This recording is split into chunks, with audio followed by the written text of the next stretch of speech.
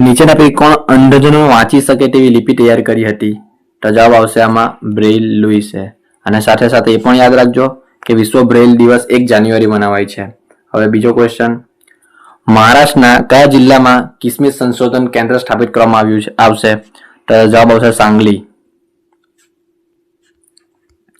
ગ્રામીણ અને કૃષિ જીવનને પ્રતિબિંબિત કરતા હિન્દી સાહિત્યમાં યોગદાન બદલ કોને ઇફકો સાહિત્ય સન્માન 2025 એનાયત કરવામાં આવ્યો છે?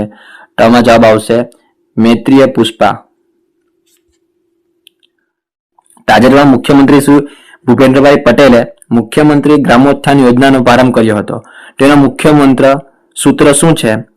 તો આત્મા ગામડાની, સુવિધા શહેરની. આ બી અને સી ઉપર નીચે થઈ ગયા છે, તો થોડું ધ્યાન આપજો. તાજેતરમાં શ્રીમતી શ્રી સુનીતા પવાર કયા રાજ્યના પ્રથમ મહિલા નાયબ મુખ્યમંત્રી બન્યા છે? તો જવાબ આવશે મહારાષ્ટ્ર. તાજેતરમાં કયા ભારતીય ઇન્ડિયા એનર્જી વીક 2026 નું આયોજન કર્યું હતું? એકચ્યુઅલમાં રાયની હશે, રાજ્ય હશે. રાજ્ય ઇન્ડિયા એનર્જી વીક 2026 નું આયોજન કર્યું હતું. તો જવાબ આવશે આમાં ગોવા. કયા રાજ્યએ વિંગ્સ ઇન્ડિયા 2026 નું ઉડ્ડયન ઇકોસિસ્ટમના પ્રમોશન માટે શ્રેષ્ઠ રાજ્યનો એવોર્ડ એનાયત થયો છે? તો આમાં જવાબ આવશે ડી ઉત્તરાખંડ.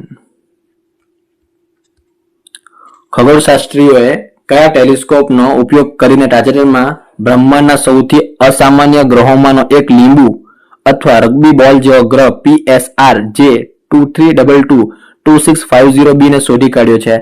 તમારો જવાબ આવશે જેમ્સ વેબ સ્પેસ ટેલિસ્કોપ. તાજેતરમાં સોમનાથ પર થયેલા પ્રથમ હુમલાને કેટલા વર્ષ પૂર્ણ થતા અતૂટ આસ્થાને ઉજવવા માટે સોમનાથ સ્વાભિમાન પર્વનું આયોજન થયું હતું? તો જવાબ આવશે 1000 વર્ષ પૂરા થયા છે.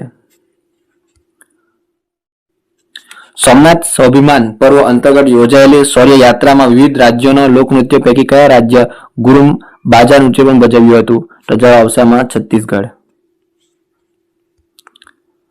ભારતની પ્રથમ સંપૂર્ણપણે પેપરલેસ જિલ્લા કોર્ટનું કયા રાજ્યમાં ઉદ્ઘાટન કરવામાં આવ્યું છે? જવાબ આવશે આમાં કેરળ. વર્ષ 2025માં ભારત કયા રાજ્યમાં વાઘના મૃત્યુની સંખ્યા સૌથી વધુ નોંધાઈ હતી? તો જવાબ આવશે આમાં મધ્યપ્રદેશ. ભારતમાં કયો દિવસ પ્રવાસી ભારતીય દિવસ તરીકે ઉજવાય છે? તો જવાબ આવશે આમાં 9 જાન્યુઆરી. એ પણ ખાસ યાદ રાખજો કે 9 જાન્યુઆરી 1915 ના રોજ ગાંધીજીનું આફ્રિકાથી આગમન થયું હતું. તેથી આ દિવસને પ્રવાસી ભારતીય દિવસ તરીકે ઉજવાય છે. ભારતમાં પ્રવાસી ભારતીય દિવસની ઉજવણી કઈ સમિતિની ભલામણ અનુસાર કરવામાં આવે છે? તો જવાબ આવશે એ લક્ષ્મીમલ સિંધવી સમિતિ.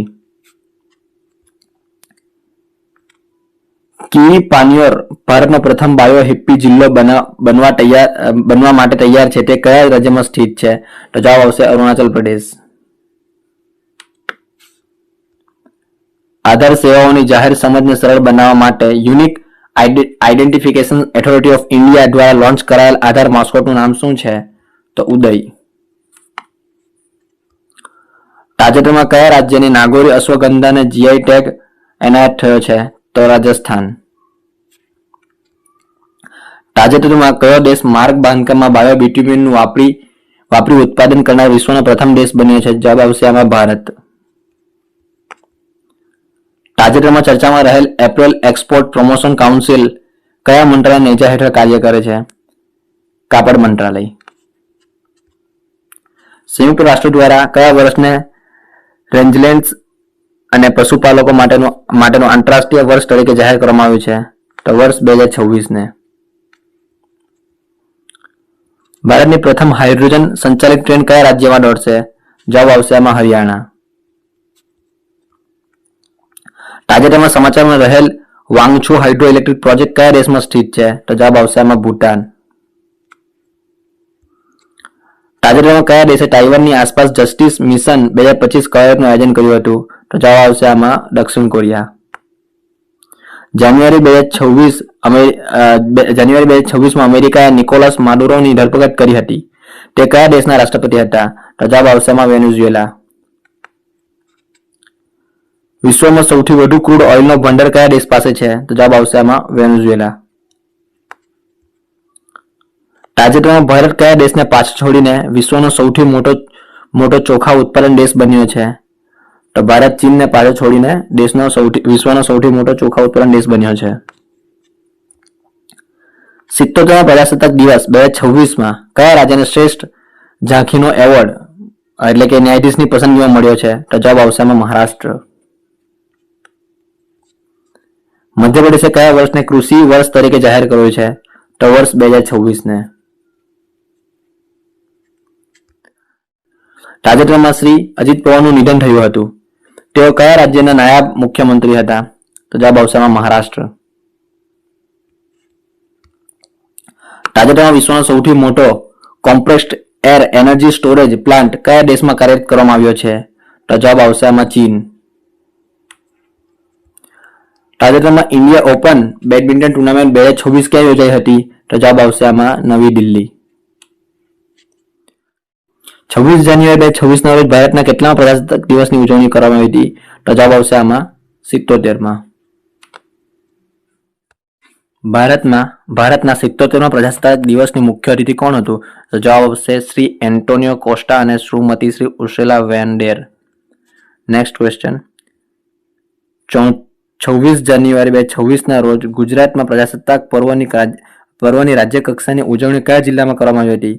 તો જવાબ આવશે વાવ થરાદ. Next question.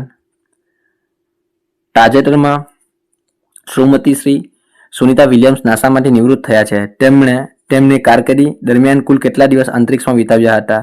તો જવાબ આવશે 608. Next question. તાજેતરમાં પ્રસિદ્ધ થયેલા એશિયા મેન્યુફેક્ચરિંગ ઇન્ડેક્સ 2026માં ભારત કયા ક્રમે છે? તો જવાબ આવશે 6થા ક્રમે.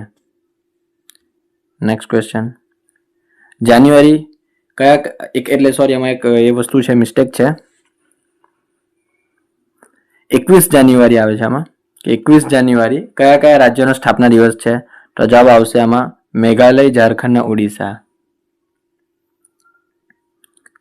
ભારત, માલદીવ અને શ્રીલંકા વચ્ચે ત્રિપક્ષીય કવાયત દોસ્તીની વર્ષ 2026માં કેટલામી આવૃત્તિનું આયોજન થયું હતું? તો જવાબ આવશે આમાં 16મી.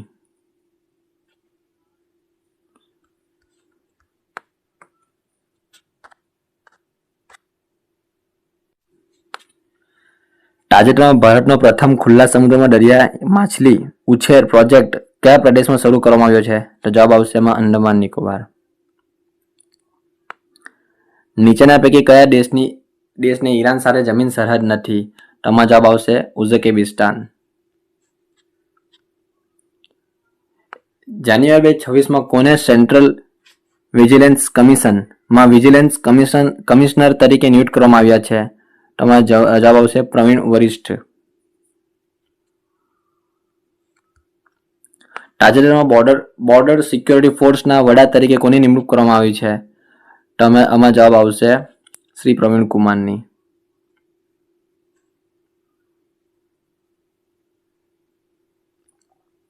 તાજેતરમાં રાષ્ટ્રીય તપાસ એજન્સીના ડાયરેક્ટર જનરલ તરીકે કોની નિમણૂક કરવામાં આવી છે? તો હવે આમાં જવાબ આવશે રાકેશ અગ્રવાલની. તાજેતરમાં ભારતના પ્રથમ ગ્રીન એમોનિયમ પ્રોજેક્ટ કયા રાજ્યમાં શિલાન્યાસ થયો છે? તો આમાં જવાબ આવશે આંધ્રપ્રદેશ.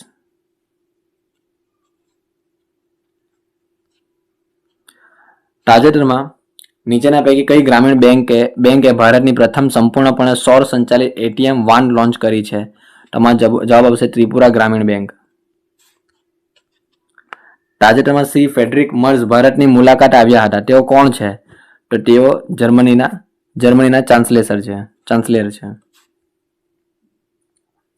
72મી રાષ્ટ્રીય વોલીબોલ ટુર્નામેન્ટ કયા સ્થળે યોજાઈ હતી? તો જવાબ આવશે નવી દિલ્હી. યુએનએસસીમાં 5 કાયમી સભ્યો છે, જેમાં નીચેના પૈકી કયા દેશનો સમાવેશ થતો નથી? તો જવાબ આવશે એમાં ભારત. ભારતના 42માં ચેસ ગ્રાન્ડ માસ્ટર કોણ બન્યું છે? તો આમાં જવાબ આવશે આર્યન વૈષ્ણવ.